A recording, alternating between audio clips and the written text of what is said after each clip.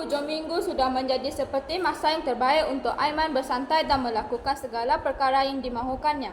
Lahir daripada keluarga yang dilimpahi kemewahan harta benda dan wang ringgit telah menjadikan dia manja serta malas. Segala kerja di rumah akan dibantu oleh orang gaji. Pada tengah hari itu, Ada sesiapa yang bernama Aiman Faizullah binti Ghazali di rumah ini? Ya saya. Surat apa ni? Surat ini daripada Juatan Khidmat Negara. Dan ini bermakna ada terpilih untuk mentai program PLKN. Bagus program tu. Akak buang je lah surat ni. Saya tak berminat langsung. Buat apa saya nak menyertai program tersebut? Ayah saya kan kaya. Apa yang saya nak mesti dapat. Jangan macam tu. Program ini membawa banyak manfaat, kemahiran dan pengalaman. Akak ni cakap banyak pula. Macamlah akak pernah menyertai program tersebut. Memanglah kata berserta dengan tu. Tapi banyak perubahan positif yang akan nampak. Apa-apa sajalah. Doakanlah. Mana tahu hati saya terbuka untuk menyertai program itu. Pulanglah. Tidak sampai harus diri sudah ada sendiri. Nah, surat ini angkat jalan dulu. Terima kasih. postman berlalu. Tinggal Aiman sendirian memikirkan sesuatu. Patutkah aku simpan surat ni atau aku buang? Kalau aku buang, nanti ada orang lain nampak. Baik aku bakar. Tak adalah kesannya nanti. Baik aku simpan dulu. Kalau dah cukup masanya, baru aku bakar. Oleh sebab Aiman langsung tidak berminat untuk menyertai program itu, maka surat tawaran PLKN itu langsung tidak dibukanya. Malah sesampai di biliknya terus dicampakkan saja surat itu. Nak Aiman, duduk makan. Makanan dia boleh siapkan untuk nenek. Nak makanan? Hei, jangan panggil saya Nak Aiman. Saya bukan anak Nek Sina. Nek Sina tu cuma orang gaji di mana. Faham? Nanti kalau saya lapar, saya pergi makan. Saya nak tunggu kanak punya balik. Baru saya nak makan. Nenek sedar seperti nenek di rumah lagi. Mau, tapi ada yang repot. Mau sini tak boleh makan tengah hari. Dia nak kegasan yang lebih siti. Ini baru dia boleh. Tentu juga isa sibuk. Dia mungkin tak boleh. Hah? Kadangnya tak balik? Mami pun sama. Semua orang dalam rumah ni sentiasa sibuk. Macamlah esok dah nak kiamat. Tak apik kamu boleh tu. Dia mau pakai urusan seperti. Nek Sina boleh keluar dari bilik sekarang. Nanti kalau saya lapar, saya pergi makan. Nek Sina meninggalkan Aiman dengan rasa kesal. Kesal dengan sikap Aiman yang tidak menghormatinya dan ahli keluarga tersebut hanya mementingkan wang ringgit. Maslah aku dengan Nek Sina tu. Semua perkara nak diberitahu. Suruh aku buat tu, buat ni. Daripada aku fikir pasal tentang Nek Sina, baik aku tidur. Sudah menjadi tabiat Aiman. Apabila punya masalah, dia akan tidur. Ada kalanya dia akan tidur semalaman. Namun dalam mimpinya kali ini, dia merasakan bahawa dia sudah menyertai program PLKN dan berada dalam kem latihan. Mas aku tu dalam kem ni. Dah lah panas. Kalau dekat rumah, sejuk. Manakah tidak, pendingin hawa sentiasa dihidupkan. Di sini, panas. Makanan pula tidak menyenangkan. Hari-hari nasi. Aiman terjaga daripada mimpi. Barulah dia menyedari bahawa dia telah tidur hingga pagi dan sudah terlewat untuk ke sekolah. Lalu, dia bingkas dan segera bersiap-siap untuk ke sekolah. Setibanya Aiman di sekolah, terasa seperti ada sesuatu yang menarik pada hari itu. Nora muncul dan menerpa ke arahnya. Aiman, cepatlah tengok pernyataan. Ada perkara menarik. Apa yang menarik sangat? Ada berita tentang keluarga surat khabar ke?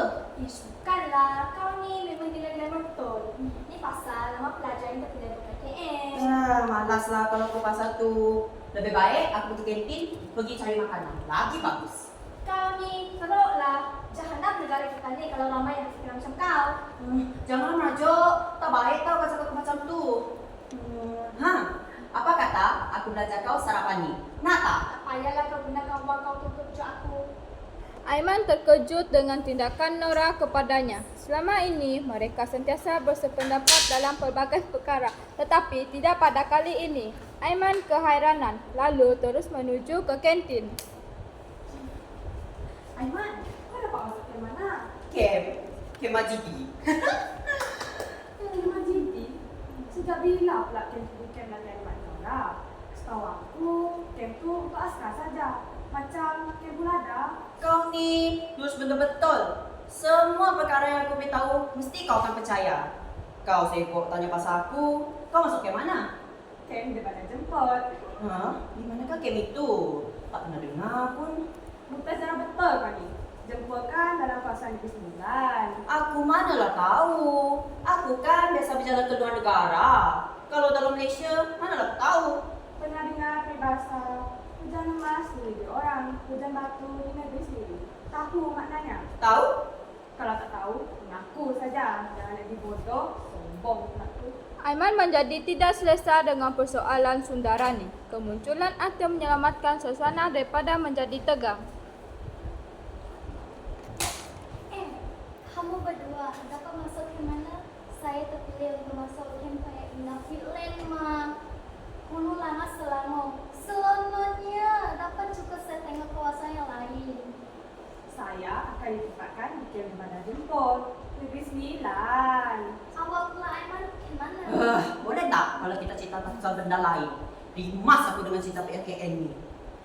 Aiman, kita dapat kita masuk camp yang sama. Camp mana? Dia jauh, tinggal kau asyik cerita dengan Aiman. Tapi kau camp mana yang aku masuk PLKN nanti? Camp Judi kata dia. Mana boleh aku baca semangat penempatan camp tadi. Nama Aiman sebenarnya di camp Sempat. Camp Teluk Mersing. Hah? Mersing? Kenapa? Kan bagus tempat itu. Kawasan ini bertinggal pantai menghadap Cina Selatan lagi. Sedang mereka rancak berbincang tentang PLKN, kedengaran loceng yang menandakan waktu bermulanya sesi persekolahan untuk hari itu berdering.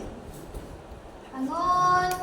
Selamat pagi, Cikgu. Selamat pagi, boleh duduk. Semua dah baca tentang murid yang terpilih untuk PLKN? Sudah, Cikgu. Ramai yang terpilih. Kami amat turja. Baguslah kalau macam itu. Bertuah negara kita mempunyai remaja seperti kalian. Boleh Cikgu terangkan lebih lanjut tentang PLKN ini? PLKN merupakan kursus latihan wajib bagi mereka yang baru menamatkan persekolahan ini di Malaysia. Program ini bertujuan untuk pembinaan sahsiah diri. Cikgu, apakah objektifnya, Cikgu? 3 objektif yang digariskan. Yang pertama, menanam semangat patriotik dalam kalangan generasi muda atau remaja Malaysia. Kedua, pupuk semangat kepaduan kaum dan integrasi nasional. Dan yang ketiga, membentuk kewatakan positif melalui nilai-nilai murni. Tapi cikgu, kenapa ada yang terpilih dan tidak terpilih? Kepada yang terpilih, seharusnya bersyukur. Peserta program ini dipilih secara rawak. Hal ini menimbulkan kritikan kerana terdapat beberapa pihak yang tidak dapat mengikuti pun dipanggil untuk melapor diri. Rentetan dari pengingkaran melapor diri untuk PLKN, pihak berkuasa akan membenarkan mereka yang tidak ingin melapor diri. Keselamatan di dalam camp latihan tidak terjamin ke cikgu? Siapa yang bagi maklumat itu kepada kamu? Saya dah banyak kali ikut aktiviti di dalam camp latihan. Semuanya berjalan dengan lancar. Mana Cikgu tahu semua tentang PLKN ini? Cikgu terbaca tentang PLKN di modul PSB. Apa itu PSB, Cikgu? PSB adalah program penghayatan sastra dan budaya. Dan Cikgu, apakah aktiviti untuk PBSB? Dalam modul PSB, pelatih akan diperkenalkan tentang sastra dan budaya.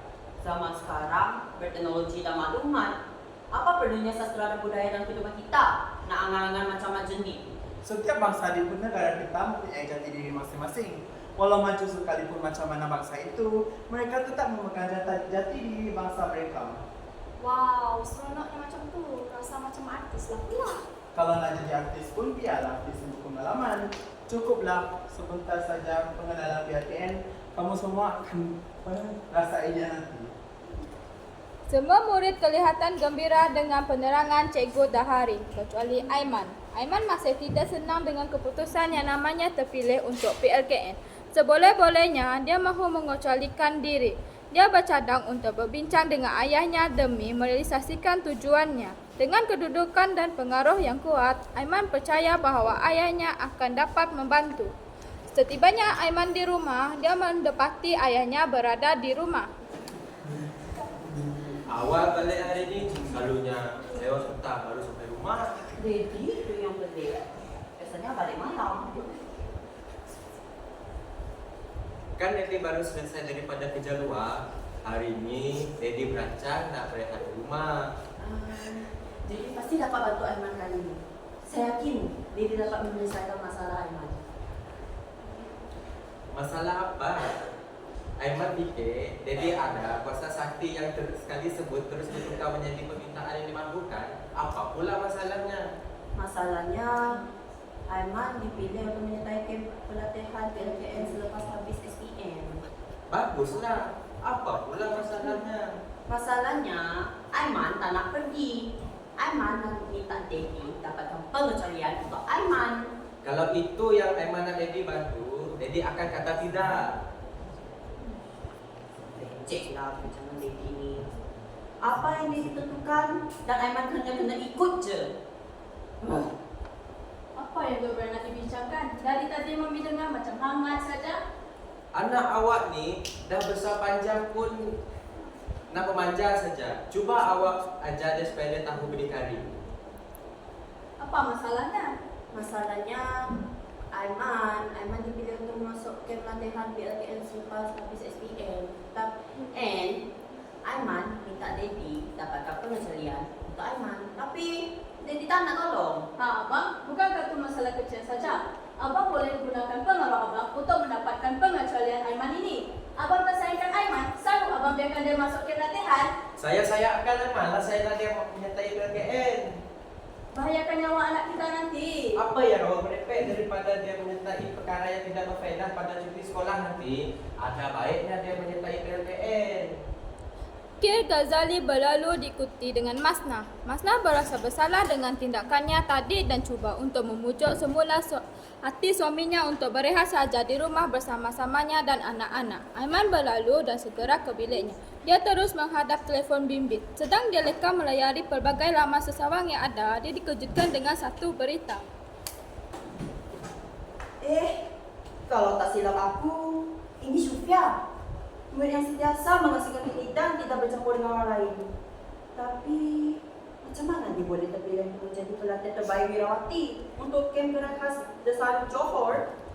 Pelik. Ini pula ada gambar Ziman sini di sekolah aku. Setahu aku dia ni kurang makan dan tidur.